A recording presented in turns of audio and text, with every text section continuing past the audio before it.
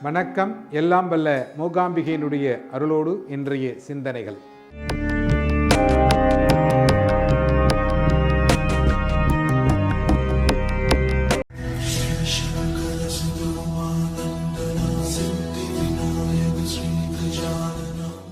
கடவுள் கடவுள் என்று நாம் கடவுளை சுற்றி சுற்றி வந்து கொண்டிருக்கிறோம். ஆனால் இந்த கடவுளை கண்ணால் காண முடிகிறதா அப்படின்னு ஒரு கேள்வி. ஒரு குருகுலத்தில் ஒரு மாணவன் படித்து வந்தான். மிகவும் திறமையானவன். குருநாதருடைய பிரதான சிஷ்யன் என்று பெயர் எடுத்தவன். நன்றாக படித்து கொண்டிருந்தான்.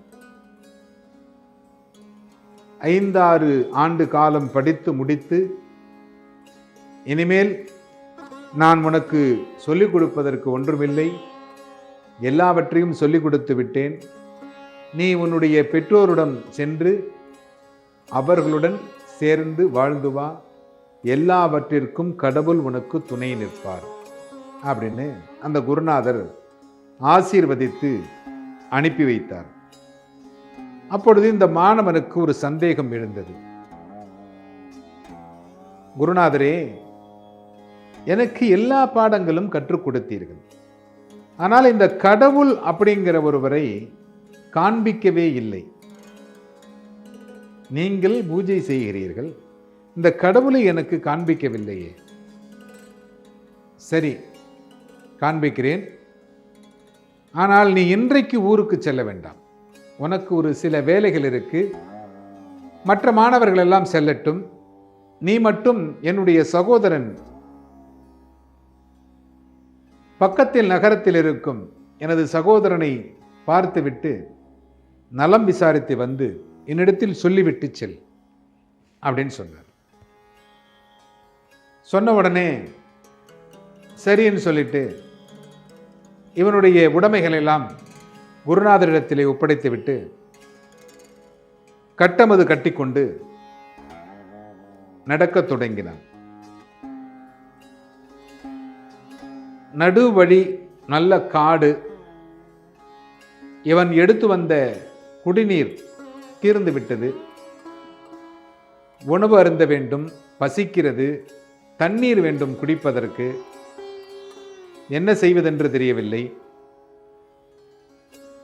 கொஞ்ச தூரம் சென்று பார்த்தான். அங்கே ஒருவர் தன்னுடைய கைகளினால் அந்த செடியையும் இலையையும் தடவி தடவி அதை பறித்து தன்னுடைய கைப்பையில் வைத்துக் கொண்டிருந்தார்.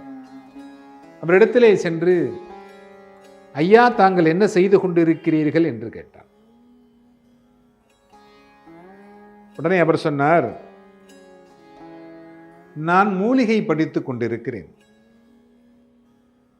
இந்த பாம்பு கடித்து விட்டால் அதற்கு விஷம் முறிவுக்காக இந்த மூலிகையை பறிக்கிறேன். இந்த மூலிகையினுடைய சாறை கசக்கி பாம்பு கடித்தவருடைய வாயிலே ஒரு பாலடை கொடுத்தோமேயானால் உடனே விஷமுறிவு ஏற்பட்டு பிழைத்துக் கொள்ளுவார்கள்.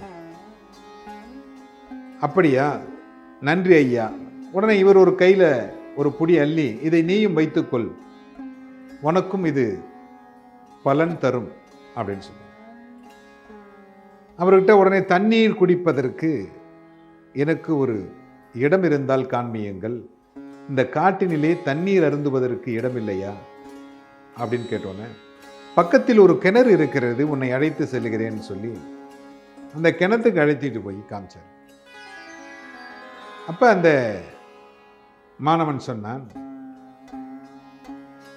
எந்த புண்ணியவான் என்று தெரியவில்லை, இந்த இடத்திலே ஒரு கிணறை வெட்டி வரக்கூடியவர்கள் நீர் அருந்துவதற்கு வழி செய்து வைத்திருக்கிறார் அப்படின்னு சொன்னார். அவர் உடனே சொன்னாரு, எல்லாம் கடவுளுடைய சித்தம் அப்படின்னு சொன்னார். ஆம், எல்லாம் அவருடைய சித்தம்தான். உடனே இந்த மாணவன் அந்த இடத்துல தண்ணீர் அருந்தி உணவருந்திவிட்டு நகரத்திற்கு சென்றான். செல்லுகின்ற வழியில் காலதாமதமானதனால் அங்கே ஒரு சத்திரத்தில் இரவு படுத்து உறங்கிக் கொண்டிருந்தான். உறங்கிக் கொண்டிருக்கிற பொழுது நள்ளிரவில் ஒரு சப்தம் கேட்டது. என்ன என்று பார்க்கின்ற பொழுது பக்கத்தில் இருக்கிறவருடைய வாயில் நுரை தள்ளி மிகவும் மோசமான நிலைமையில் இருந்தார். கொஞ்ச தூரத்தில் ஒரு கருநாகம் சென்று கொண்டிருந்ததை பார்த்தார். உடனே அந்த மூலிகை ஞாபகத்திற்கு வந்தது. உடனே அந்த மூலிகையை ஒரு பாலடையில் சாரெடுத்து அவருக்கு புகட்டி அவரை பிழைக்க வைத்தான். அவர் பிழைத்து கண் திறந்து பார்க்கின்ற பொழுது, என்னை காப்பாற்றி விட்டீர்கள், நான் இறந்து விடுவேன் என்று நினைத்தேன், கடவுள் மாதிரி வந்து என்னை காப்பாற்றி இருக்கிறீர்கள், உங்களுக்கு என்னுடைய மனமார்ந்த நன்றியை தெரிவித்துக் கொள்கிறேன் அப்படின்னு சொன்னார். மறுநாள் காலையில் எந்திரிச்சு போய் அவருடைய சகோதரரை பார்த்துவிட்டு நலம் விசாரித்து மீண்டும் குருநாதரை வந்து பார்த்தான். அப்படி மீண்டும் குருநாதரை வந்து பார்க்கின்ற பொழுது குருநாதரிடத்தில் அன்றைய தினம் நடந்த கதைகள் எல்லாம் சொன்னார். சொன்னவுடனே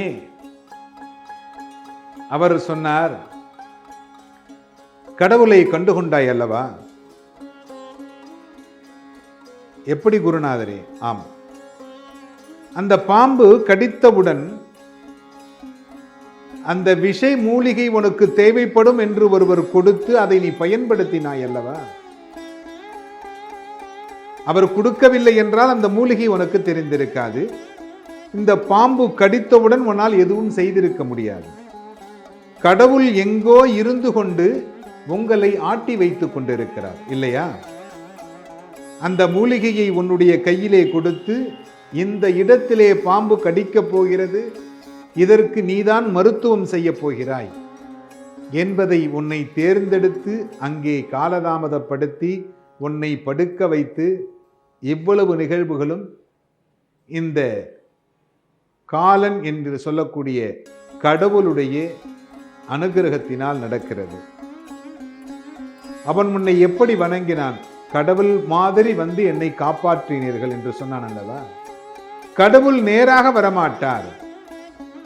ஆனால் நம்மை போன்றவர்களை வைத்து எல்லோருக்கும் நல்ல விஷயங்களை செய்வதற்கு கடவுள் எப்பொழுதும் ஒருபோதும் தாமதிக்க மாட்டார். ஏனென்றால் இந்த உலகத்தில், ஏன் தமிழகத்தில் கடவுள் இல்லை என்று சொன்னவர்களை பார்த்திருக்கிறோம். அவர்களே பின்பு கடவுளே என்று அவருடைய பாத கமலத்தில் சரணாகதி அடைந்ததையும் பார்த்திருக்கிறோம். எல்லோரும் என்புற்றிருக்க சுவாமிநாத சுவாமியை பிரார்த்தனை செய்கிறோம்.